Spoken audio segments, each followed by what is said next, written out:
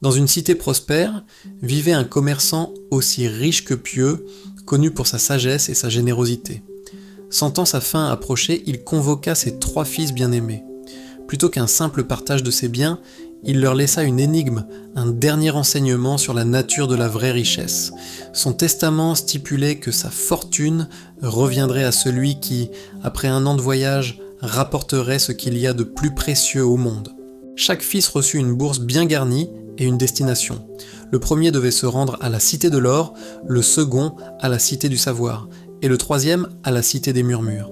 L'épreuve commençait. Qui des 3 frères comprendrait le véritable sens de cette quête ? La réponse pourrait bien vous surprendre. L'aîné, pragmatique et ambitieux, partit sans hésiter pour la Cité de l'Or. Pour lui, la chose la plus précieuse au monde était évidente, la richesse matérielle. Arrivé dans cette ville éblouissante, où les rues semblaient pavées de pièces d'or, il se lança dans le commerce. Grâce à son sens des affaires hérité de son père, il fit fructifier sa bourse initiale. Il acheta et revendit des épices, des soieries, des métaux rares. Chaque jour, son coffre s'alourdissait. Il se privait de tout plaisir, ne pensant qu'à accumuler. Il dormait peu, mangeait sobrement, et son seul bonheur était de compter ses gains. Au bout d'1 an, il avait amassé une fortune colossale. Fier de lui, il fit fondre une partie de son or pour créer un lingot d'une pureté exceptionnelle, gravé du sceau de sa famille. C'était, pensait-il, l'objet le plus précieux qu'un homme puisse posséder.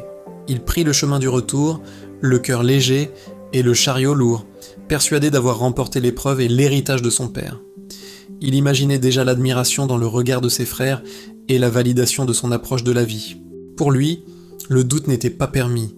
Rien ne pouvait surpasser la valeur tangible et éclatante de l'or pur. Le deuxième fils, d'une nature plus studieuse et contemplative, prit la route de la Cité du Savoir.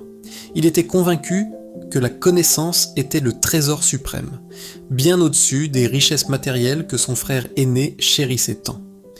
Arrivé à destination, il fut émerveillé. La ville était une immense bibliothèque à ciel ouvert. Des philosophes débattaient sur les places publiques, des savants enseignaient dans des académies prestigieuses et les manuscrits les plus rares du monde étaient conservés dans ces murs. Le cadet utilisa sa bourse pour payer les meilleurs maîtres, apprendre des langues anciennes, étudier les étoiles, la médecine et les lois de l'univers. Il passait ses journées à lire et ses nuits à méditer. Il apprit des secrets oubliés, des formules mathématiques complexes et des poèmes d'une beauté indicible. Son esprit devint aussi aiguisé qu'une lame et aussi vaste que le ciel. Au terme de l'année, il ne possédait plus un sou, mais sa tête était un trésor de connaissances. Pour matérialiser son acquis, il choisit le plus ancien et le plus sage des manuscrits de la cité, un ouvrage unique contenant la quintessence de la philosophie humaine. Il le fit protéger dans un coffret de bois précieux. Sur le chemin du retour, il se sentait riche d'un pouvoir que l'or ne pourrait jamais acheter, le pouvoir de la compréhension. Il était certain que son père, homme de sagesse, reconnaîtrait la supériorité de son choix sur la vanité de l'or de son frère. Le Benjamin, le plus jeune et le plus sensible des 3, se mit en route pour la Cité des Murmures. C'était une ville étrange, connue non pas pour sa richesse ou son savoir, mais pour la misère qui y régnait. Le nom venait des prières et des plaintes qui semblaient murmurer à chaque coin de rue. Dérouté par sa destination, le jeune homme se demanda ce qu'il pourrait bien trouver de précieux ici. Dès son arrivée, son cœur fut saisi par la détresse qu'il voyait partout, des orphelins affamés, des vieillards abandonnés, des malades sans soins. Il oublia bien vite sa quête de l'objet le plus précieux. Poussé par une compassion irrésistible, il commença à utiliser l'argent de sa bourse. Il acheta du pain pour ceux qui avaient faim, des couvertures pour ceux qui avaient froid, il paya des médecins pour soigner les malades, et trouva des abris pour les sans-logis. Il le faisait discrètement, souvent la nuit, pour ne pas attirer l'attention. Il ne cherchait ni la reconnaissance, ni la gratitude. Son seul plaisir était de voir un sourire remplacer des larmes. Au fil des mois, sa bourse se vida complètement, mais la ville, elle, commençait à changer. Les murmures de désespoir se transformaient peu à peu en murmures d'espoir. À la fin de l'année, il ne lui restait plus rien. Il n'avait aucun objet à rapporter, aucun trésor à présenter. Il avait tout donné.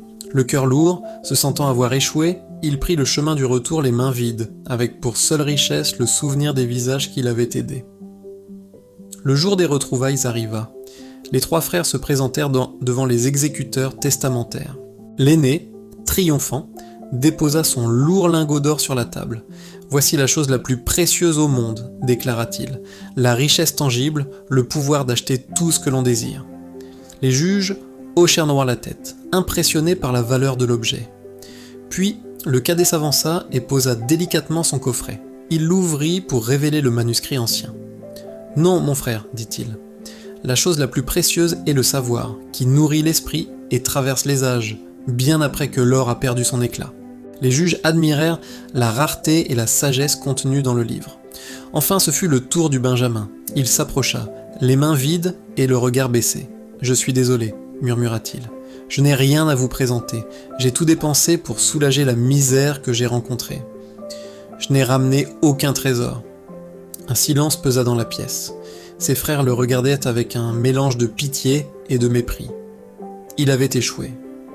Mais alors qu'il se retournait pour partir, la porte s'ouvrit. Une délégation d'habitants de la Cité des Murmures entra dans la pièce.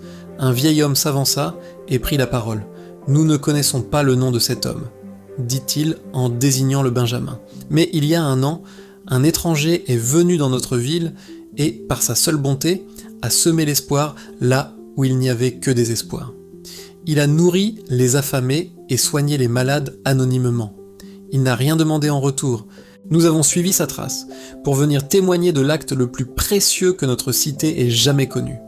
Un acte de pure miséricorde. » À ces mots, l'un des exécuteurs testamentaires sourit et lut la dernière phrase du testament du Père. Car la richesse la plus précieuse n'est pas ce que l'on possède, mais ce que l'on donne. Le Benjamin, qui avait tout donné sans rien attendre, fut déclaré unique héritier. Il comprit alors le dernier enseignement de son père. La vraie fortune ne se mesure pas en or ou en savoir, mais dans la générosité du cœur et l'amour que l'on partage avec les autres. Cette histoire nous rappelle une vérité simple mais profonde. Dans notre quête de succès, de richesse ou de connaissance, il est facile d'oublier ce qui compte vraiment.